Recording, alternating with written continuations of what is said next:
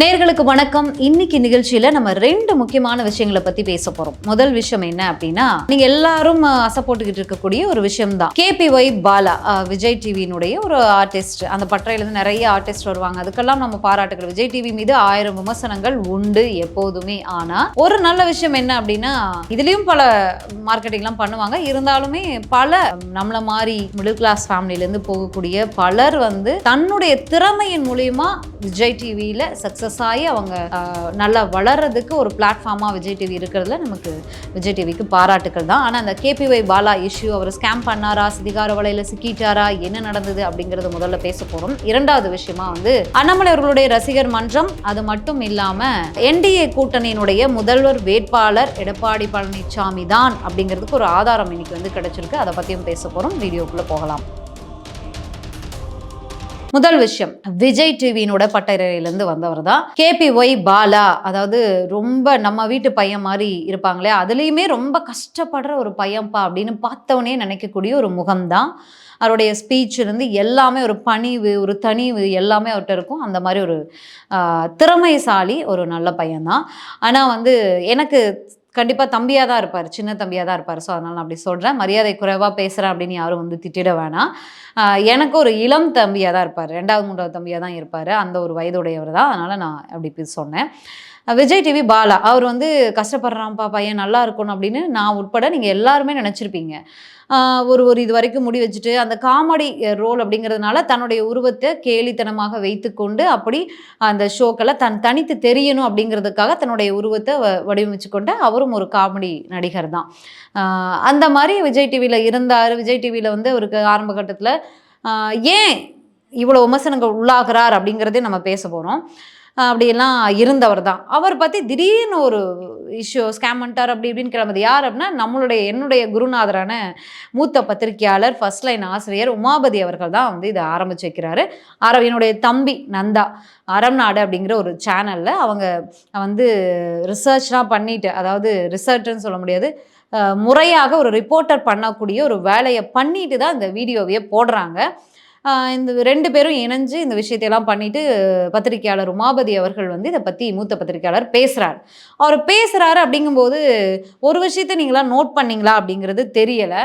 ஏன் அப்படின்னா, அவர் பேசி அந்த வீடியோ வருது, வீடியோ 1 மில்லியன் போகுது. அந்த வீடியோ போகும்போது ஊடகங்கள்லாம் எதுவுமே பெருசாக பாலா அவர்களுக்கு சப்போர்ட் பண்ணவே இல்லை. உமாபதி அவர்களை வழக்கம் போல் யாராவது ஒருத்தர் சொல்கிறாரு அப்படின்னா, ஐயோ இவன் இப்படி பண்ணிட்டான்பா அப்படின்னு சொல்லி யார் சொல்கிறாங்களோ இப்படி திட்டி வீடியோ உமாபதி அவர்களை கண்ட மேனிக்கு திட்டி வீடியோ போட்டிருப்பாங்க. வியூஸும் போயிருக்கும். ஏன்னா அந்த வீடியோ 1 மில்லியன் ரீச்சில் இருக்குது. அப்படிங்கும்போது யூடியூபர்ஸ் என்ன பண்ணுவாங்க அப்படின்னா, அந்த வீடியோக்கு எதிராக யார் மீது குற்றச்சாட்டு வைக்கப்படுகிறதோ அந்த நபர் சார்பாக ஆதரவாக திட்டி பேசுகிறவங்களை கூட்டு உட்கார வச்சு பேசிடுவாங்க. இந்த மாதிரி பல சேனல்கள் ஊடகங்கள் இருக்குது, இல்லைன்னு நான் சொல்லிட முடியாது. நானே இங்கே உட்காந்துட்டு இப்படி பேசுகிறேன்னு நீங்கள் நினைக்க வேணாம். அந்த மாதிரியெல்லாம் இருக்காங்க. கண்டென்ட்டுக்காக, வியூஸ்க்காக இந்த மாதிரி பண்ணுறக்கூடிய சில சேனல்கள், பல சேனல்கள் இன்னைக்கு இருக்குது. சில சேனல்கள் தான் நேர்மையாக, உண்மையாக, முடிஞ்ச வரைக்கும் நம்ம குறைந்தபட்ச நேர்மையாக மக்களுக்கு இருக்கணுங்கிற சேனல்கள் சில சேனல்கள் தான். ஸோ அதனால் நம்ம அதை சொல்கிறதுல தப்பில்லை. அப்படி போகக்கூடிய இருக்குது. ஏன் டிஜிட்டல் மீடியாவுமே 1-2 சேனல்களை தவிர உமாபதி அவர்களையும் அந்த நந்தா அவர்களையும் திட்டி வீடியோ போடலை அப்படிங்கும்போதே யோசிக்கணும். ஊடகங்களுமே பாலிமர்லேருந்து எல்லாருமே பேசவே இல்லை. ஏன் அப்படின்னா, மூத்த பத்திரிகையாளரான உமாபதி அவர்கள் உண்மைத்தன்மை இல்லாமல், ஆதாரம் இல்லாமல் எதையுமே பேச மாட்டார் அப்படிங்கிறது ஊடகத்தில் பலருக்கும் தெரிஞ்ச விஷயம் தான். அதனால் எடுத்தோம் கவுத்தோன்னு அவங்க எதுவுமே பண்ணலை. பாலா அவரே எவ்வளோ மணி நேரங்கள் எடுத்துக்கிட்டார். இப்படி தன்னை பற்றி ஒரு குற்றச்சாட்டு வந்துச்சு, 1 மில்லியன் போயிருச்சு. தன்னுடைய ஆதரவாளர்கள் என்ன நினைப்பாங்க, நம்ம இந்த இண்டஸ்ட்ரி என்ன நினைக்கும், தமிழக மக்கள் என்ன நினைப்பாங்க, நம்ம எல்லாத்தையும் விடுங்க, நம்ம தேடி போய் உதவி பண்ணமே அந்த மக்கள் என்ன நினைப்பாங்க அப்படின்னு நினச்சி உடனடியாக ஒரு மனுஷன் ஒரு வீடியோ, ஒரு விளக்கம் கொடுத்துருக்க வேணாமா? கொடுக்கல. பல மணி நேரங்கள் எடுத்துக்கொண்டு அதுக்கப்புறமா ஒரு வீடியோ போடுறாரு. அந்த பல மணி நேரங்களில் அவர் என்னென்னலாம் பண்ணார் அப்படிங்கிறதையும் உமாபதி அவர்கள் எக்ஸ்பிரஸ் பண்ணியிருக்காரு அடுத்த 2வது வீடியோவில். நம்ம அவங்களுடைய நேரத்தை நான் வீணடிக்க வேணாம் அப்படின்னு நினைக்கிறேன். ஏன்னா அந்த ஆர்டிஓ ஆஃபீஸ்க்கெலாம் ஃபோன் பண்ணி உதவிகள்லாம் கேட்டிருக்காங்க. இது இப்படி பண்ணுங்கள், FC மாற்றி கொடுங்க, இது பண்ணி கொடுங்க, ஃபேக் இது பண்ணி கொடுங்க அப்படின்லாம் அவங்க பேசியிருக்காங்க. அந்த விஷயத்தை அந்த அதிகாரிகள் இவங்களுக்கு சொல்லியிருக்காங்க. அந்த ஆதாரத்தையும் இவங்க ரெக்கார்டரோட, ஃபோன் கால் ரெக்கார்டரோட வச்சுருக்காங்க. ஸோ அதனால் ஆதாரம் இல்லாமல் எந்த இன்றைக்கி டிஜிட்டல் யுகத்தில் இருக்கோம், ஆதாரம் இல்லாமல் யார் மீதும் குற்றச்சாட்டை வைக்க முடியாது. குற்றச்சாட்டை வச்சுன்னா சட்டையை பிடிச்சி கேட்பாங்க. மான நஷ்ட ஈடு வழக்கு போடுவாங்க.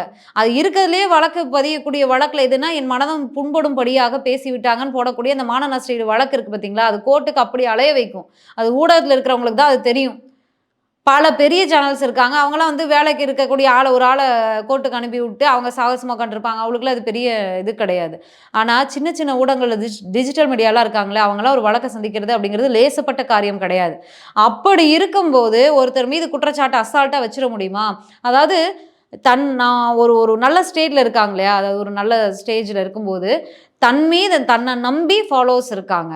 மக்கள் வந்து என்ன நம்பி இவ்வளோ பேர் பார்க்குறாங்க. அந்த நம்பிக்கைக்குரியவராக தான் இருக்கணும்னு நினைக்கக்கூடிய எந்த விமர்சகரும், எந்த பத்திரிக்கையாளரும் உதாசீனமாக அசால்ட்டா போற போக்குல ஒருத்தர் மீது கல்லெறிஞ்சு வீசிட்டு போக மாட்டாங்க. அதுவும் உமாபதி அவர்கள் வந்து ஆரம்ப காலத்துலருந்து அவ்வளவு எல்லாமே அவர் ஒர்க் பண்ணது எல்லாமே தந்தி டிவிலேருந்து, விஜய் டிவிலேருந்து, என்டிடிவிலேருந்து எல்லாமே மிக பெரும் ஊடகங்கள்ல பணியாற்றியிருக்காரு. பல தேர்தல்கள பல பக்கத்து மாநிலங்கள் வரைக்கும் போயிட்டு, ஸ்ரீலங்கா 10 ஸ்டேட் வரைக்குமே ஸ்டேட் தாண்டியெல்லாம் அவர் போயிருக்காரு. நாடு தாண்டியெல்லாம் போய் செய்தி சேகரிச்சுட்டு வந்திருக்காரு. அப்படிப்பட்ட ஒரு மூத்த பத்திரிக்கையாளர் அவர். அவர் எந்த ஆதாரமும் இல்லாம ஒரு நபர் மீது குற்றச்சாட்ட வைப்பாராங்கிறது முதல்ல யோசிக்கணும் அந்த யூடியூப் சேனல்லாம். சரி யோசிக்காம பலர் வந்து நடிகை ஷக்கீலா, அப்புறம் இன்னொன்னு என்னன்னா, என்ன நடந்துச்சுன்னே தெரியாம பாலா அவர்கள் மீது அபரிவிதமான நட்பும், அன்பும் கொண்ட அவர்களுடைய நண்பர்களும் வந்து பல சேனல்களுக்கு பேட்டிகள்லாம் குடுத்திருந்தாங்க. அவங்கள இதுல தவறே சொல்ல முடியாது. ஏன்னா, அவங்களுக்கு தினந்தோறும் 1000 வேலைகள் இருக்கு. அதுல நிகழ்ச்சிகளுக்கு போம்போது பாலாவ பார்ப்பாங்க. ச்சே! எவ்வளோ உதவி பண்றான்டா! எவ்வளோ உதவி பண்றான்டான்னு பார்த்து தானும் உதவி பண்ண ஆரம்பித்த நடிகர்களுமே உண்டு. இதே ஃபீல்டுல, இதே விஜய் டிவி ஆர்டிஸ்ட்ல பலர். பாலா இவ்வளோ உதவி பண்றான். சின்ன பையன் அவன் இவ்வளோ தான் சம்பாதிக்கிறான். இவனே இவ்வளோ உதவி பண்றான். நம்மளும் பண்ணணும் ஏதாவது அப்படின்னு சொல்லி பண்ணக்கூடிய அந்த சக விஜய் டிவி ஆர்டிஸ்ட்டுகள் பலர் இருக்காங்க.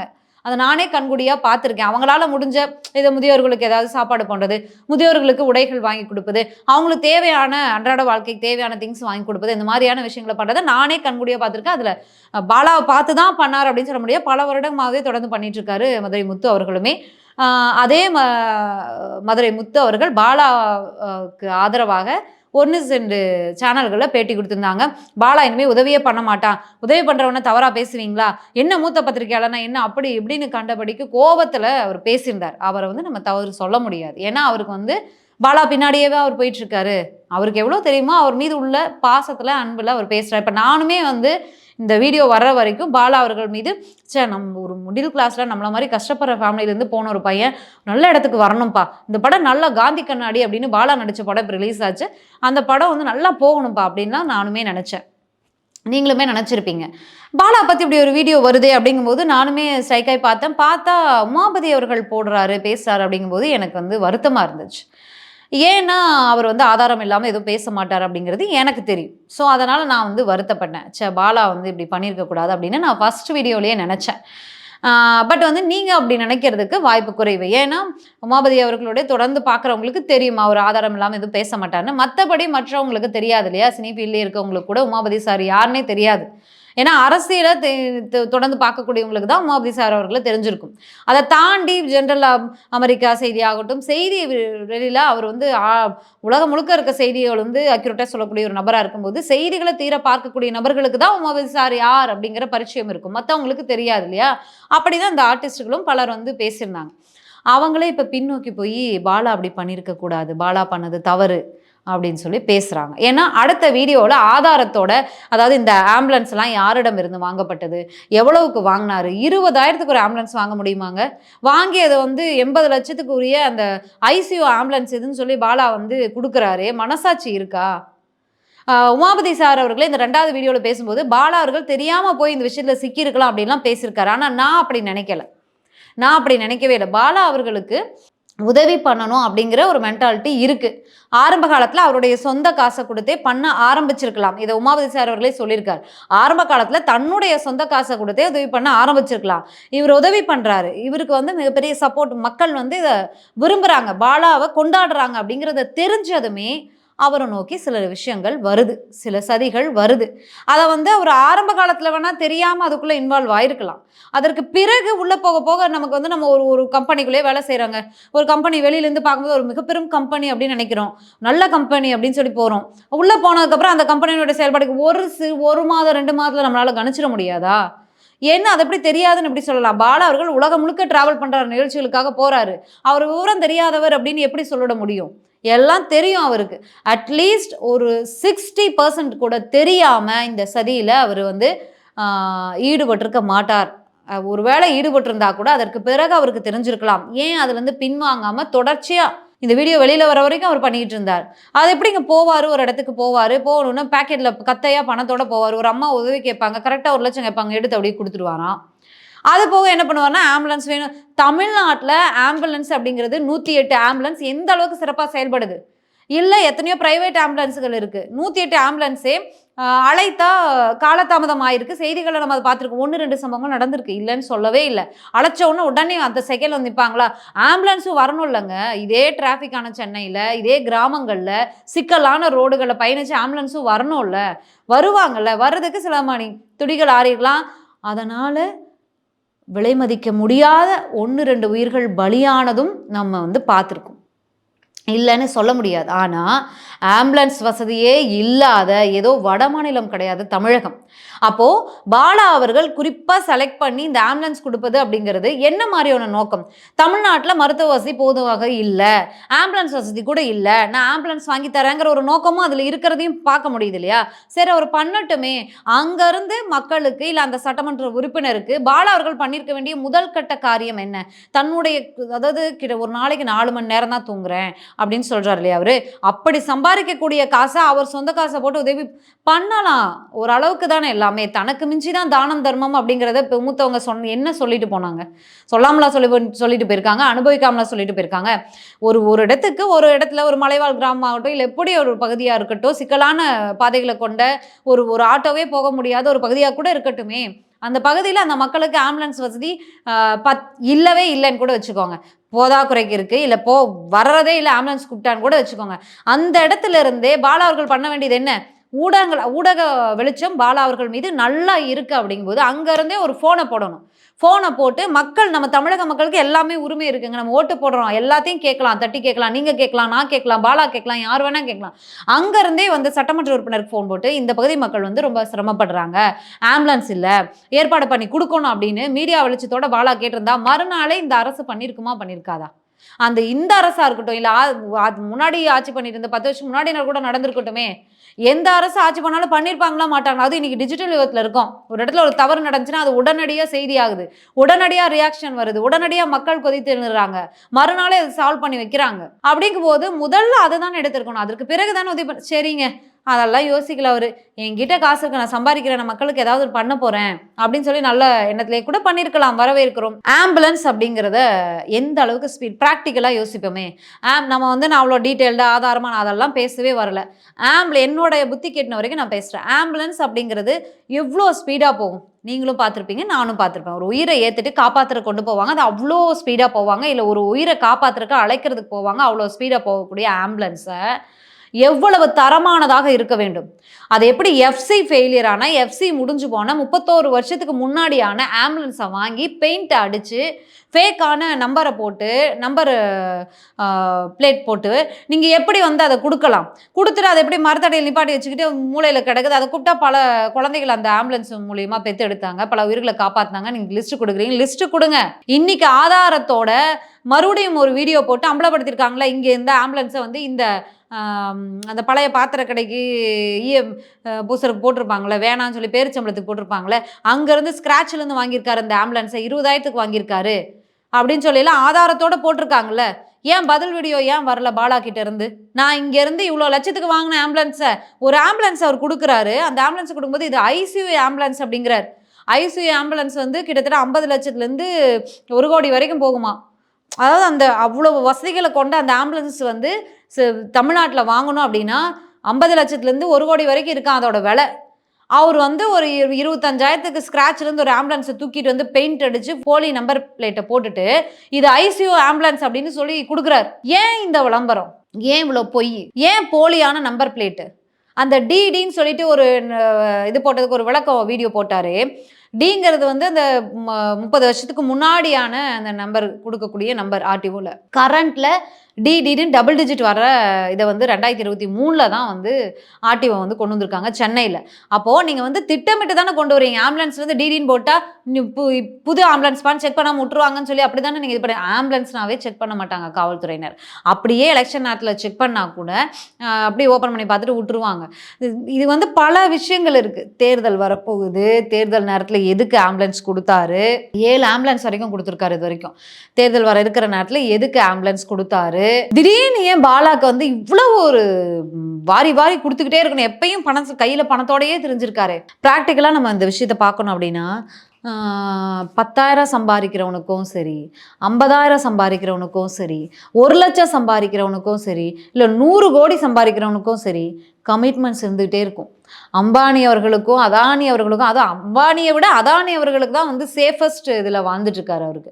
எவ்வளோ கமிட்மெண்ட்ஸ் வந்தாலும் சரி, எவ்வளோ கடன் ஆனாலும் சரி, எவ்வளோ லாஸ் ஆனாலும் சரி, உலக வங்கியே வந்து தடை விதிச்சாலும் சரி, செபி தடை விதிச்சாலும் சரி, ஐநாவே தடை விதிச்சாலும் சரி, தன்னை காப்பாற்றிடுவாங்கன்ற ஒரு ஹாப்பியில் வந்து அதானி வேணால் வாழலாம், அம்பானியே வாழ முடியாது. அப்படி இருக்கும்போது அதாவது 100 கோடி சம்பாதிக்கிறோக்கே கமிட்மெண்ட்ஸ் இருக்கும். அந்த 100 கோடிக்கு தனமான கரெக்டான கமிட்மெண்ட்ஸை வச்சுருப்பாரு.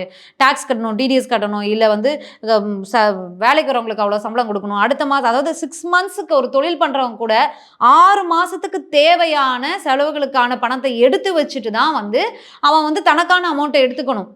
இல்லைன்னா அவன் தொழில நட்டத்தை அவ்வளோ விஷயங்கள் இருக்குது. அப்படிங்கும்போது தினக்கூலி, நான் ஒன்றும் கைக்கூலி இல்லை, சர்வதேச கைக்கூலி இல்லை, தினக்கூலின்னு சொல்லக்கூடிய பாலா, நீங்கள் வந்து நான் வந்து ஒரு நிகழ்ச்சிக்கு போனால் 1,00,000 தராங்க அப்படின்னு சொல்கிறீங்க. ஆனால் விஜய் டிவியில் உங்களுடைய சம்பளம் 5,000 தான். அதுக்கு முன்னாடி அதுவும் கிடையாது.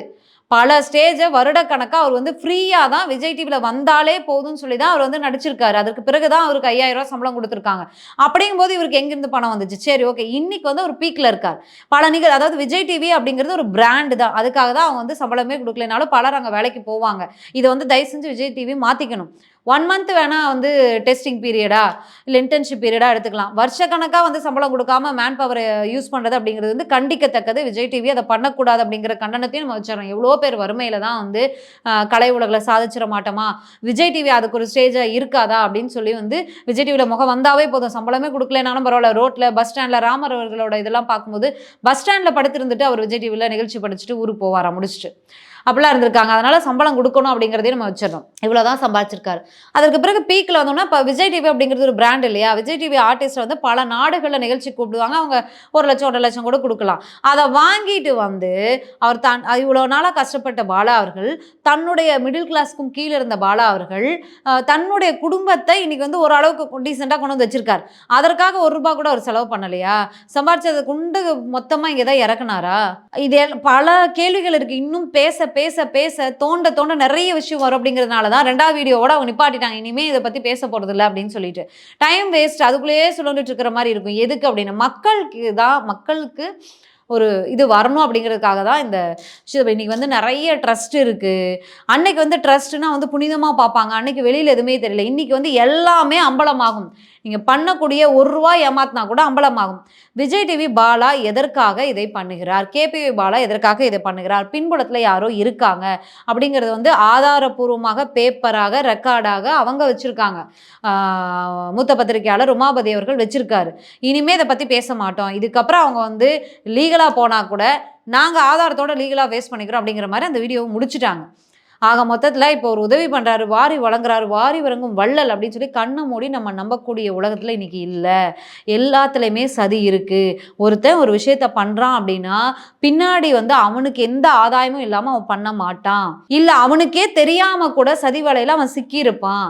நம்ம வந்து கண்ணை மூடிட்டு வந்து போய் அதை நம்பக்கூடாது அப்படிங்கிறது தான் நம்ம இந்த விஷயம் மூலமா தெரிஞ்சுக்கிறது. அரசியல் சதிவலையில் பின்னப்பட்டிருக்கலாம், இல்லை சர்வதேச சதிவலையில் பின்னப்பட்டிருக்கலாம், இல்லை வந்து பல ஆப்கள் இருக்குது. இன்னைக்கு வந்து நிறைய இன்ஃப்ளூயன்சர்ஸ் வந்து ப்ரமோட் பண்ணக்கூடிய ஒரு ஆப் என்னென்னா, ஃப்ரெண்ட் ஆப்புக்கு வாங்க, 9 மணிக்கு மேலே உங்களுக்கு போர் அடிக்குதா, ஃப்ரெண்ட் ஆப்பில் வந்து கலந்துக்கோங்க, ஜாயின் பண்ணுங்க, பேசுங்க, பிடிச்ச துணையை தேர்ந்தெடுங்க அப்படின்னு சொல்லி.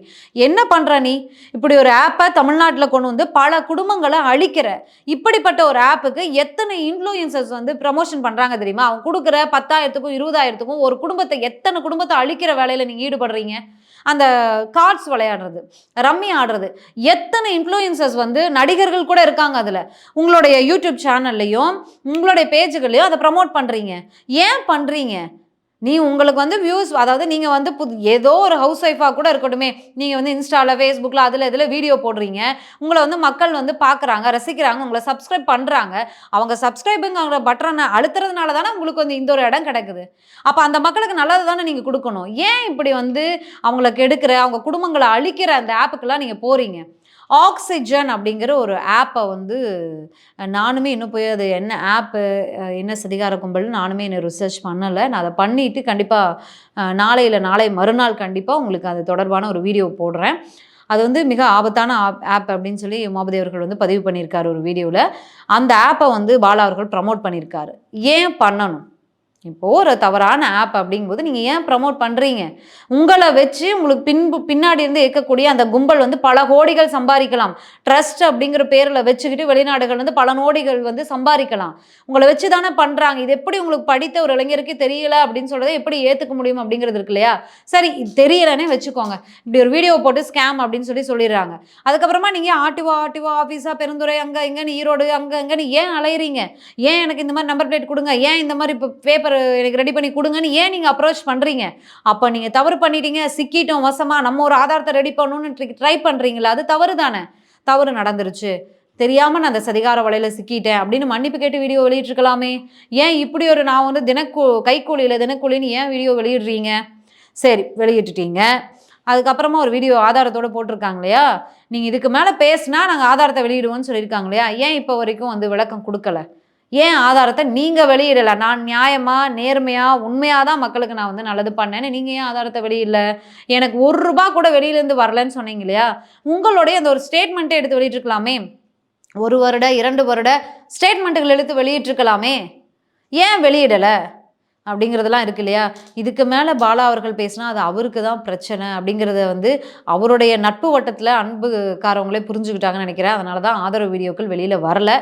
வெளியில் வந்தால் ஆதாரங்கள் பொது வெளியில் வெளியிடப்படும் அப்படிங்கிறத உமாபதி அவர்களுமே சொல்லியிருக்காங்க. பொறுத்திருந்து இந்த விஷயத்தில் என்ன நடக்குது அப்படின்னு பார்க்கலாம்.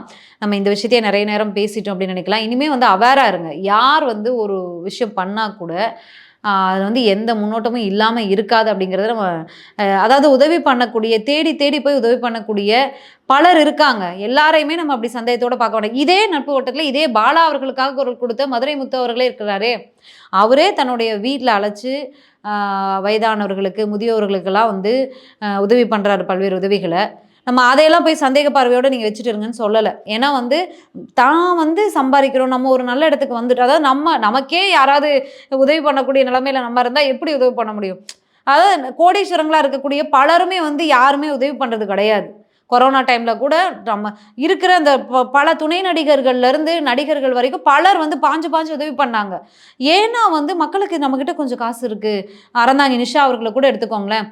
அவங்க சம்பாதிக்க கஷ்டப்பட்டு வந்த நிஷா அவர்கள் சம்பாதிச்சு ஓரளவுக்கு ஏதோ நம்ம ஓரளவுக்கு நல்லா இருக்கும், நம்மளால் முடிஞ்சது ஏதோ பண்ணுவோன்னு எவ்வளோ பண்ணாங்க. அந்த இமான் அண்ணாச்சிலேருந்து எவ்வளோ பண்ணாங்க. அதாவது இந்த மாதிரிலாம் பண்ணும்போது வரவேற்கலாம், நல்லது பண்ணுறாங்க. இப்போ அவங்களையுமே சந்தேக பார்வையோடு பார்க்குற மாதிரி தான் இருக்குது இந்த கேபி பாலா அவர்களுடைய சம்பவம். சரி, மக்களுக்கு ஒரு அவேர்னஸான ஒரு விஷயம் தான் இது. அடுத்ததாக டிடிவி தினகரன் அவர்களுடைய அந்த ப்ரெஸ் மீட்டுக்குள்ளே போயிடுவோம். அதாவது என்டிஏ கூட்டணியினுடைய 2026 சட்டமன்ற தேர்தலினுடைய முதலமைச்சர் வேட்பாளர் எடப்பாடி பழனிசாமி அவர்கள் தான் அப்படிங்கிறத ஊர்ஜிதப்படுத்தியிருக்காரு. எப்படின்னா, இன்னைக்கு ப்ரெஸ் மீட்டில் பேசும்போது அண்ணாமலை அவர்கள் வந்து என்னை சந்தித்து பேசினாரு, என்டிஏ கூட்டணிக்கு மீண்டும் வரணும் அப்படிங்கிற கோரிக்கையை வச்சாரு, ஓபிஎஸ் அவர்களையும் சந்தித்து பேசுவேன் அப்படின்னு சொல்லியிருக்காரு. இதை வந்து பொதுவெளியில் அண்ணாமலை அவர்களே சொல்லியிருக்காரு. திடீர் பாசம் ஏன் அப்படின்னு தெரியல அண்ணாமலை அவர்களுக்கு. ஸோ பேசியிருக்காரு, பேச போகிறார் ஓபிஎஸ் அவர்களை சந்திச்சு. ஆனால் என்டிஏ கூட்டணிக்கு நான் எப்போதும் வரமாட்டேன், எடப்பாடி பழனிசாமி அவர்கள் தான் முதலமைச்சர் வேட்பாளர் அப்படிங்கிறத நாங்கள் தெரிஞ்சுக்கிட்டோம். அதாவது மாற்றம் இருக்கும், நீங்கள் மகிழ்ச்சி அடையக்கூடிய செய்தி விரைவில் வரும் அப்படின்னு எங்களுக்கு பாஜக தலைமையில் இருக்கக்கூடிய டெல்லியில் இருக்கக்கூடிய தலைவர்கள் வந்து எங்களுக்கு வந்து சொல்லிகிட்டே இருந்தாங்க. அதனால தான் நாங்கள் இந்த கூட்டணியில் தொடர்ந்தோம். ஆனால் வந்து அது நடக்கிற மாதிரி தெரியலை. அதனால நாங்க வந்து எடப்பாடி பழனிசாமி அவர்களை முதலமைச்சர் வேட்பாளராக ஏற்றுக்கொள்ள மாட்டோம். நாங்க அப்படி போய் பிரச்சாரம் பண்ண மாட்டேன். அதனால இன்னொரு விஷயம் வந்து அவர் வந்து எடப்பாடி பழனிசாமி அவர்களை தாக்கி பல விஷயங்கள் பேசியிருக்காரு. நான் வந்து அப்படியெல்லாம் பேச மாட்டேன். எனக்கு வந்து அவர் முகம் கொடுத்து பார்க்க முடியாது. அதனால இந்த கூட்டணியிலிருந்து நான் என்டிஏ கூட்டணியில் ஒருபோதும் சேர மாட்டேன் அப்படின்னு சொல்லியிருக்காரு. முதலமைச்சர் வேட்பாளர் எடப்பாடி பழனிசாமி இருக்கும் வரையில் நான் என்டிஏ கூட்டணிக்கு போக மாட்டேன் அப்படின்னு சொல்லியிருக்காரு. இதுல இருந்து நம்ம என்ன தெரிஞ்சுக்கலாம்? என்டிஏ கூட்டணியினுடைய முதலமைச்சர் வேட்பாளர் எடப்பாடி பழனிசாமி அவர்கள் தான். இப்படி ஒரு சிக்கல் கூட்டணிக்குள்ள இருக்கிறதுனால தான் அமித்ஷா அவர்கள் அந்த பேட்டிகள் எல்லாம் வந்து அதிமுகவிலிருந்து ஒருவர் தேர்ந்தெடுக்கப்படுவார் அப்படின்னு சொன்னாரு அப்படிங்கிறது தெளிவா புரிஞ்சுக்கலாம். பாஜகவிலையும் சரி அதிமுகவிலையும் சரி எடப்பாடி அவர்களை பிடிக்காத கூட்டம் வந்து இப்படியான பொய் செய்திகளை பரப்பிக்கொண்டே இருந்தாங்க. அதனால தான் திமுகவுமே இது ஒரு பிரச்சார இதுமாக எடுத்து பிரச்சாரம் பண்ணிட்டு இருந்தாங்க அப்படிங்கிறதையும் புரிஞ்சுக்க முடியுது. எடப்பாடி பழனிசாமி அவர்களை முதலமைச்சர் கேண்டிடேட் அப்படிங்கிறத மாற்றினாதான் நான் வந்து என்டிஏ கூட்டணிக்கு வருவேன் அப்படின்னு சொல்லி டிடிவி தினகரன் அவர்கள் சொல்லியிருக்காரு. இதை வந்து பாஜக தலைமை என்ன முடிவெடுக்கும் அப்படிங்கிறது தெரியல. ஏன் அப்படின்னா நயினார் நாகேந்திரன் அவர்கள் மக்கள் சந்திப்பு நடத்துறாரு, சுற்றுப்பயணம் போறாரு அப்படின்னா இவ்வளோ க்ரௌட் வருமா அப்படின்னு கேட்டால் வராது. அதிமுக மனசு வச்சா இவ்வளோ க்ரௌடு வரும். அதுக்கு அதிமுக கூட்டணி தேவை. இன்னொன்று, எடப்பாடி பழனிசாமி அவர்களை இந்த நேரத்தில் மாற்றினா என்டிஏ கூட்டணி அதாவது ரொம்ப கீழ்நிலைக்கு போயிடும். தொகுதிகள் வெற்றி பெறுவதில் அதாவது ஒரு மரியாதையான தொகுதிகள் வெற்றி பெறணும் அப்படின்னா கூட, அதாவது எடப்பாடி பழனிசாமி அவர்களை மாற்றிட்டா மரியாதையான தொகுதிகள் கூட வெற்றி பெற முடியாது. எடப்பாடி பழனிசாமி அவர்கள் இருக்கும் வரைக்கும் தான் திமுக வஸ் அதிமுக அப்படிங்கிறதையும் சட்டமன்ற தேர்தலை நோக்கின அந்த பிரச்சாரத்தையுமே வந்து மிக தைரியமாக என்டிஏ கூட்டணி வைக்க முடியும் அப்படிங்கிறத அமித்ஷா அவர்களுக்கு புரியாம இல்லை. அது புரிஞ்சதுனால தான் அமித்ஷா அவர்கள் மௌனம் காக்கிறார். அதிமுகவிலிருந்து ஒருவர் அப்படின்னு கூட்டணி கட்சியினரை சமாதானப்படுத்துறார் அப்படிங்கிறத புரிஞ்சுக்க முடியுது. ஸோ இதுல இருந்து என்ன அப்படின்னா மக்கள் சந்திப்புகளில் அவருக்கு கூடிய கூட்டம் அது காசு கொடுத்தா கூட வரணும் இல்லை, காசு கொடுத்து கூடியிருந்தா கூட பல கட்சிகள் இன்னைக்கு வந்து தாவேக்காலேருந்து எல்லாரும் காசு கொடுத்து தான் கூடுறாங்க. தாவேக்கால யங்ஸ்டர்ஸ் மட்டும்தான் விஜய் அவர்களை பார்க்கணும், விஜய் அவர்களுக்காக ஓடி வராங்க. மற்றபடி எல்லாம் மற்ற கேட்டகரி ஏஜ் கேட்டகரியெல்லாம் வந்து காசு கொடுத்து கூட்டிகிட்டு வந்திருக்காங்க. அதுலேயே வந்து ஒரு இஷ்யூ ஆச்சு. என்னென்னா 300 ரூபா கொடுக்குறோன்னு கூட்டிகிட்டு வந்து 200 ரூபா தான் கொடுத்துருக்காங்க.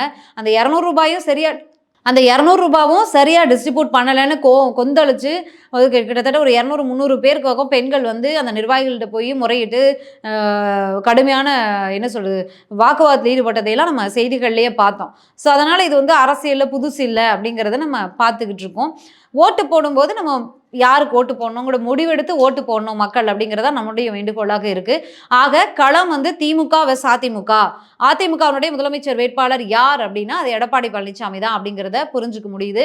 அண்ணாமலை அவர்களுக்கு சேலம் மாவட்டத்தில் ரசிகர் மன்றம் போர்டு வந்து திறந்து வச்சுருக்காங்க.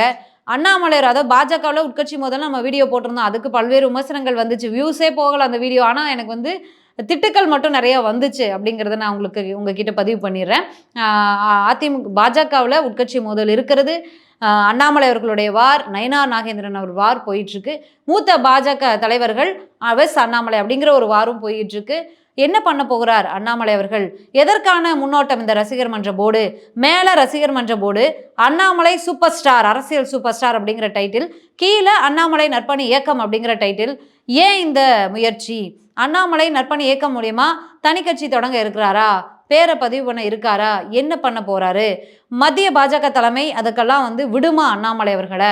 எலெக்ஷனுக்கு முன்னாடி பாஜகவிலேருந்து அண்ணாமலை விலகி தனி கட்சி தொடங்கினா அதுனா பாஜகவுக்கு அது மிக பெரும் சரிவு. அதனால அதற்கு வாய்ப்பே இல்லைங்கும் போது இந்த தேர்தல் முடியும் வரை அண்ணாமலை அவர்கள் இதுக்குள்ளேயே தான் இருப்பார். பாஜகவுக்குள்ளேயே இருப்பாது. அவரே நினைச்சாலும் போக முடியாது அப்படிங்கிறதையும் நம்ம இந்த இடத்துல பதிவு பண்ணிடுறோம். பொறுத்திருந்து பார்க்கலாம். நாளை நடக்கக்கூடிய நிகழ்வுகள் பொறுத்து மீண்டும் இன்னொரு வீடியோவை பதிவு பண்ணுறேன். நன்றி, வணக்கம்.